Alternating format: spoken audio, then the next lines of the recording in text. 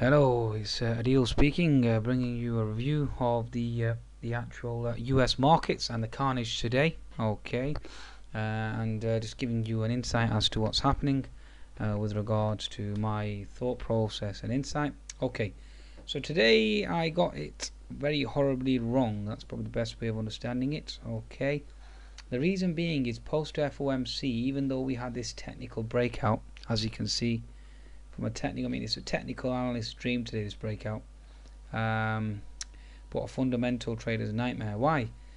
Because given the FOMC yesterday, the comments were still very dovish because she was focusing on wage price growth and obviously stronger GDP data that came out as well, and even though she still held a dovish line, so and obviously based on future data as well, or dependent upon future data. So the FOMC was really, from my perspective, was supportive of equities. Okay, and that obviously is proven by the movement in the Aussie and the Kiwi today. The Aussie and Kiwi have been quite steadfast, quite strong, whilst the rest of the market, obviously, or equity market, has sold off. So there was a number of reasons why the equity market sold off, but even then, a lot of that was already discounted into the market already, given the recent drop. I mean, there's a very good article on here by CNBC explaining the 5 reasons. One was a rhetoric in Ukraine. Again, old news. Markets already factored that in, so I want to discount that, ignore that altogether. The second one is then there was Adidas. Okay, that was an anomaly, really. That was a bit of a shock in the morning. But even then, the DAX had obviously plummeted quite substantially already. I mean, let's have a look at the German DAX from the open, because I remember the German DAX. I got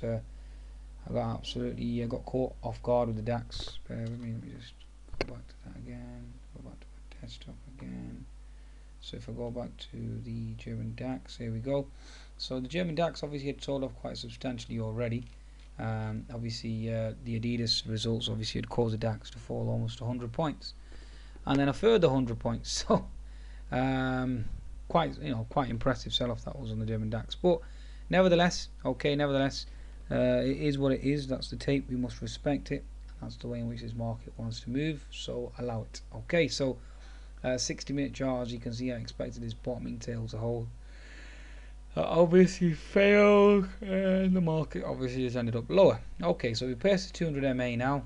We could certainly continue low to 9200. There's no stopping the German DAX. But either way, obviously the news had been factored in. That's what I'm trying to obviously explain. Let's just have a look at this now. Okay, so that's just basically a gist of what I'm trying to explain and elaborate on. Okay, so let's just get an overview. So allow that to load. Okay, so let's go back to our S&P chart. Okay, S&P 500. So yes, the Fed was dovish, stronger GDP data. So really, it was a Goldilocks scenario. Therefore, we hold this. I mean, we could probably bounce of 1960, we could have bounced of 1950, we could have bounced of 1940, but no. We went and smashed all the support levels, and obviously I've ended up down almost towards the 1920, 1930 level. So I'm in 1932 as we speak. Okay, so that's basically what I interpreted from there. So we did have a 60-minute H&S formation, though. I mean, that's something that I certainly have to repay homage, and it's always good after the event. So yeah, certainly, I mean, 1942 was a low, and even that didn't hold. So, and the stock market sold off even more, another 12 handles. So, crazy day. Okay, crazy day. So, as you can see, I'm mentally exhausted at present. Okay, so the other news was Portugal. Again, I'm going to ignore that. Why? Because the market's already sold off quite substantially and already factored that in. 10-year yield spiked to 2.6 when the employment cost index came out higher than expected. Okay, this is a valid argument. Obviously, if Miss Yellen is basing her interpretation of being dovish and hawkish on the cost or the cost of wages rising, okay, which obviously is actual inflation, because that increases your real disposable income. Okay, so yes, that's a valid argument. Okay, higher than expected, 0.7%, highest jump since 2008.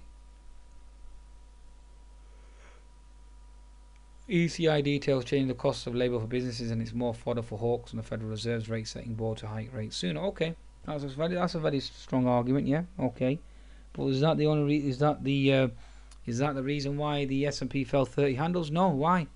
Because the GDP was better than expected. So even if they do raise rates, then the other side of the argument is, for the bulls, okay, is the fact that the market can withhold rate hikes because the economic data is coming out much stronger than expected. So, okay, so again, open for multiple interpretation, as fundamental analysis always is.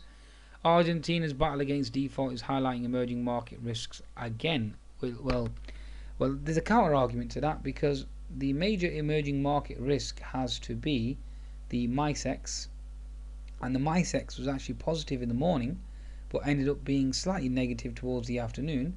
So if the major concern is emerging markets, and that being Russia and obviously Turkey, them two were pretty buoyant, okay, and even with the sanctions in Russia they were quite buoyant. Then I can't see how Argentina's got, well, which Argentina, again, we've known about the default for over a week now, or even 2 weeks now. It's been expected, and the markets had been down quite substantially due to that regardless. So therefore that was already factored in. So all the major concerns except the one with regards to Edidis' profit warning with regards to Russia, but even then the Russian sanctions, the lower growth, etc., was certainly factored in as well. Then one could argue that everything was already baked into the cake. And if we argue that everything was already baked into the cake, then how can we justify the markets continuing to slide lower? Okay, that's just food for thought there, folks. Okay, so now let's have a look at the technical picture now. So we had stronger earnings out of Europe. We had no earnings out of the US, but nevertheless the market obviously had sold off based on those concerns, and even with an FOMC that was still dovish, and H&S formation obviously being completed, and the market continues to grind lower. Okay, the S&P sell off from hell. I mean, what was quite ironic was the fact that we had an inverted head and shoulders.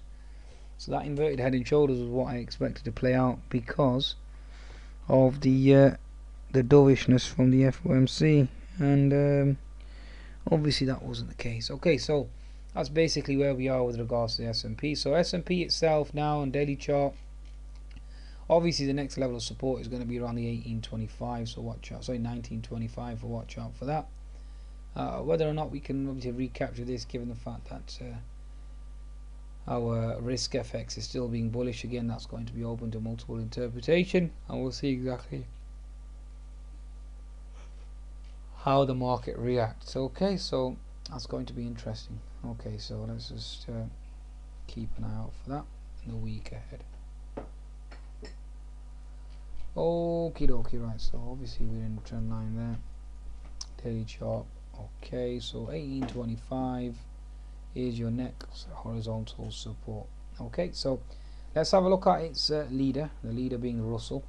The Russell itself, again, one of the reasons why I wanted to maintain my bullish stance on the markets was because the Russell obviously had come into support.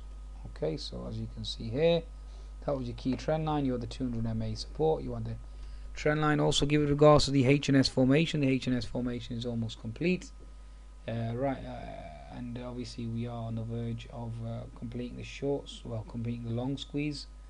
You do have horizontal support around this region here, so that's going to be a level that we certainly focus on, and there. Okay, but again, diagonal trend line resistance has been quite solid, has certainly held up, therefore I expected that to hold, and obviously the markets are going to bounce back. Obviously that wasn't the case. Okay, so interesting times. Now let's have a look at the Dow Transportation Index. Dow Transports, we were into previous resistance equal support, obviously the market ignored that.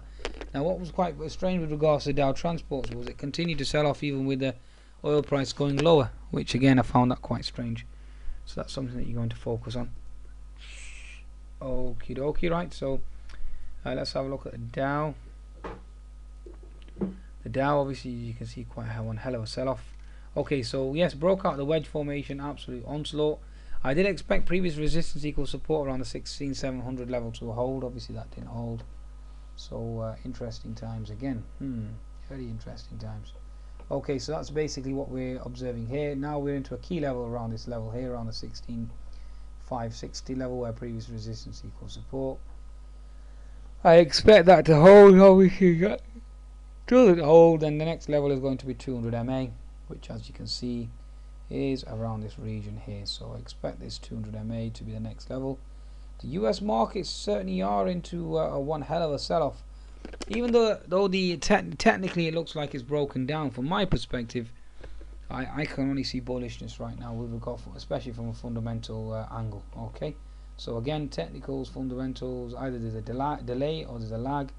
Again, opens a multiple interpretation. Okay, now we look at the Nasdaq. The Nasdaq itself, let's have a look. Okay, so daily chart, we were into this trend line again, key trend line, key pivotal trend line. I expected it to hold. Obviously it's breached for now, and we'll just have to see how this plays out going forward.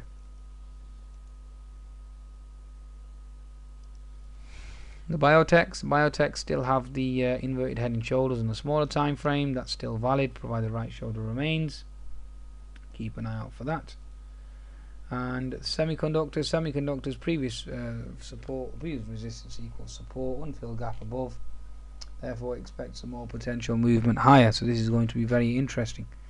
Okay, so I think that's a wrap now with regards to the actual US markets, folks. So yes, indeed, it certainly is one hell of a sell-off, but fundamentally it still remains strong with regards to the fact that the FOMC is dovish and the economic data is strong. Certainly bodes well going forward. So I'll certainly be looking to buy the dips, and from a fundamental, provided obviously the fundamentals remain bullish. Okay, folks, so that's basically where we are with regards to the S&P. It's certainly looking very ugly right now. There's nothing bullish that you can say from a technical perspective anyway, other than the fact that the H&S formation is complete, given the fact that the head was around in 1991, the neckline was 1967. So you're looking at around 24 points from there. So 24 points from 67. You're looking at around 43. So obviously that was the case, and the markets are obviously sold off much more substantially. So interesting times. Okay, so let's see what the Asian markets bring overnight, because the Shanghai was certainly bullish overnight, which again is another conundrum. So it certainly has been hard to read, especially when the Asian markets shrug off the bearish news and the FOMC is dovish overnight. Obviously Argentina, Banco, the Portuguese bank, and obviously Argentinian fears. Whether you can argue tapering fears, if it was tapering fears, then the Aussie and Kiwi would be down substantially, and so would the Euro, and that wasn't the case today. So it's whether or not it was equities, the emotional side of equities coming into play, and obviously that's what really caused the sell-off, whereas the common sense and logic remained in the currency market, hence the dollar remained weak because Miss Yellen remains dovish. Okay, so interesting debate there. Obviously the market is the one that's always right. Today I was certainly wrong based on my analysis, but we live to fight another day. Okay folks, so risk on, risk off, wax on, wax off. Goodbye.